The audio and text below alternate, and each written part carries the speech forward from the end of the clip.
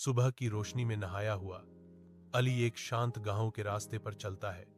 उसके साधारण कपड़े शांत वातावरण में घुल जाते हैं। सूर्य की रोशनी पेड़ों से छनकर आगे के रास्ते पर धब्बेदार छाया डालती है, क्योंकि अली शांत स्वभाव से चलता है। अली के रास्ते में एक कांटा है, शांत सुबह के बीच एक छोटी सी बाधा। अली सड़क के किनारे झुक जाता है।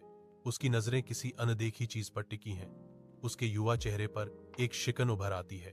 तेज धातु पर किसी के पैर रखने की कल्पना करते हुए उसकी आंखों में चिंता झलकती है।